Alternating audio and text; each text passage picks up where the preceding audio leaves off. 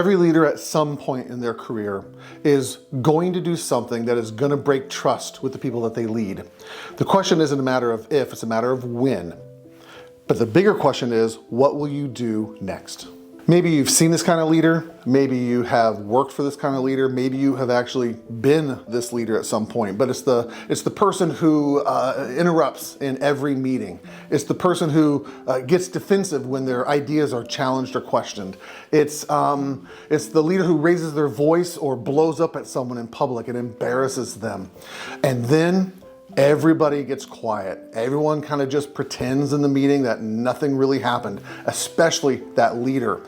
They don't acknowledge it. They don't call attention to it. They don't admit what had just happened, and everyone just pretends like everything is normal and goes back to the way it was. The strongest leaders aren't the one who never break trust or cause damage.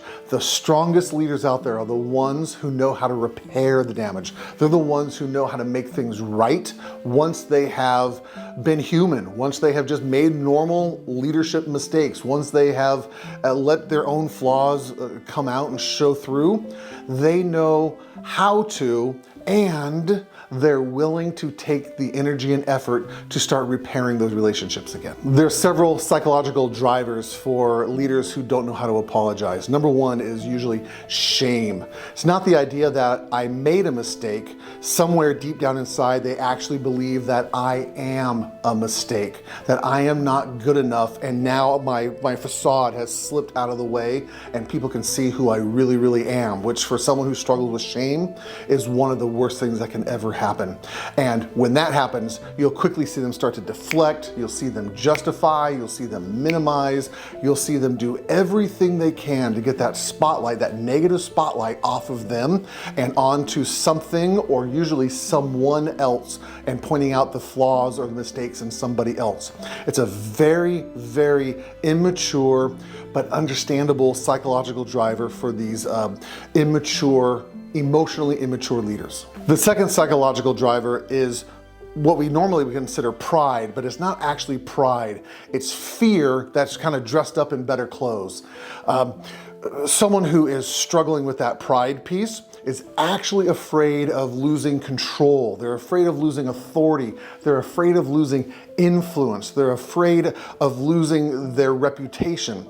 That fear becomes an incredibly powerful driver that, again, they start to minimize, they start to deflect, they start to take any negative attention off of themselves so that they can somehow maintain that belief system, that idea that I am okay deep down inside. The third psychological driver could be called an addiction to authority. Not the best term, but we're just going to call it that. Someone who is so identifies or so hooked on that idea of I have to be the boss, I have to be strong, I have to have it all together, I have to know what I'm doing all the time, every time. I can never look like I never have the answers. That's the person who doesn't understand that authority is built through humility. It's the ability to say, I don't have all the answers. I'm working with people that I can help find me the answers. I believe that other people can have the answers as well. Humility is actually one of the best ways to build authority, not lose authority by trying to maintain that prideful authority all the time. The last psychological driver is actually just pretty common sense, which is just conflict avoidant. It's hard. It's really, really difficult to know what to say to someone that you have just wounded, that you have hurt, that you have offended in some way. And if you don't know how to do that, if you don't know what to say, if you don't know what to do, then it's like, I'm just not going to do it. I'm just going to pretend that everything is okay. I'm going to trust that they're okay because they're not coming to me, and I'm sure as hell not going to them because it's just awkward and uncomfortable and weird. So I'm not going to do that. Again, the emotionally immature leader is okay with leaving that rift, that brokenness, that gap between two people, themselves and someone else, without making any effort to make it better. Now, there's a lot of costs for an immature leader who doesn't know how to repair emotional damage. Number one is you actually just stop hearing the truth from people because they realize if I can't challenge a leader, if I can't bring something uncomfortable to them because they start to freak out, because they are uncomfortable because they don't know how to respond in a great way, I'm not going to bring them anything uncomfortable. And so now you're not getting accurate information regarding where your business is, what decisions that have to be made, what problems that have to be solved, what gaps are there in the process. If you don't have accurate information, how in the world are you going to be making the right decisions for the next step in your business? The second cost is actually just a modeling thing. As a leader, if you are showing people that you get defensive when you do something wrong, guess what everyone else is going to do?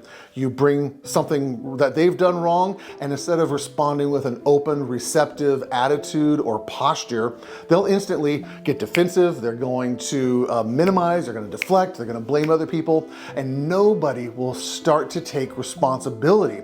It's always someone else's fault. And when it's always someone else's fault, no one's willing to do what it takes to actually solve the problems, to get to the next step, and it becomes a culture of just pass the buck. Who hot potato? Who touched it last? Not me. The third cost is actually in how your customers see you, because if this is happening internally with your business, if this is how you're treating each other and the other colleagues that you're working with, you can't just turn that switch and then be overwhelmingly happy and generous and understanding and patient with your customers. When your customer comes to you with a problem, your guys are going to get defensive, your staff is going to be dismissive, you're going to start to piss off, or you're going to start to lose customers because they recognize these guys actually have no intention or no desire to make things right. Because if you don't have any practice to do that internally, how are you going to do that externally with your customers? Cost number 4, innovation just stops. Again, no one wants to come up with a new idea. No one's willing to challenge the status quo. No one's willing to say, I think we can do this better. Because if they do and they're met with defensiveness, dismissiveness, if they're being rejected or rebuffed or mocked or teased, why in the world would anyone want to come with a good idea or a better idea or something that might not work? Because that's how iteration works. We're going to try this. It doesn't work out at all. And you're not going to get blamed, or you're not going to get slammed in some way. Innovation completely dies, and you'll go the way of Kodak, you go the way of Blockbuster, you go the way of 1,000 companies who, because they did not iterate, are now lost and obscure to history. One of my favorite examples of a leader actually comes from scripture. It's King David. David was not a perfect leader whatsoever. One of the biggest things that he's known for is having an affair with Bathsheba. Bathsheba was the wife of one of his military leaders, Uriah. And when David got called out by Nathan, Nathan shows up and says, I know what you have done. And right in that moment, David had a chance to either, again, deflect. He had a chance to deny. He was the king. He could have Nathan killed. He had Uriah killed already. He could have covered this up and nobody would have ever known it.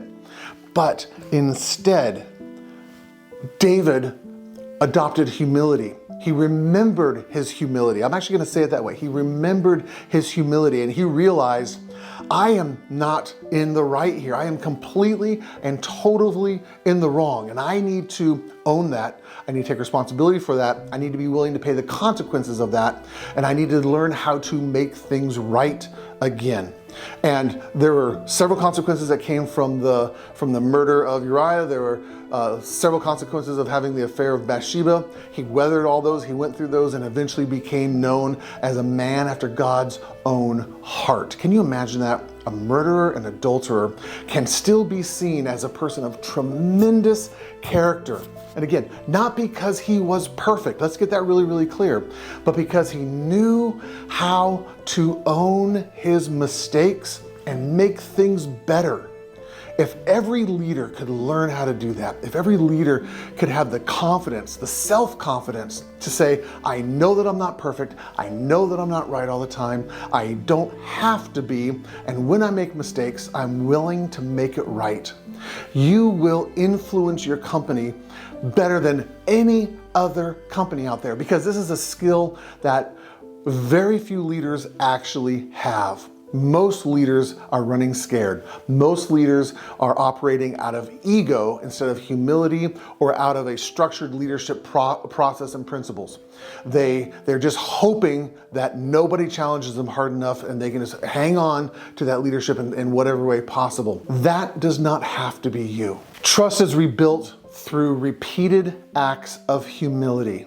If you know right now someone that you've offended, if someone that you've dismissed, someone that you have embarrassed in some way, this is your invitation. Do not ignore this video. Do not ignore this moment right now. Repeated acts of humility. Go to them and say, you were right and I was wrong. I need to do this to make it right. And I need to hear how this impacted you in some way.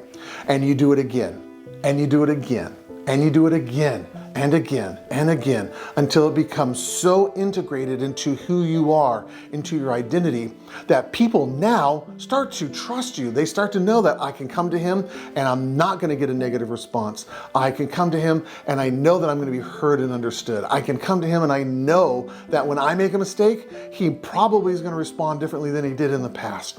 Repeated acts of humility over and over and over again. Your company will not be able to grow beyond your level of humility. It's a strange thing to say, I know it. Your company will not be able to grow beyond your level of humility.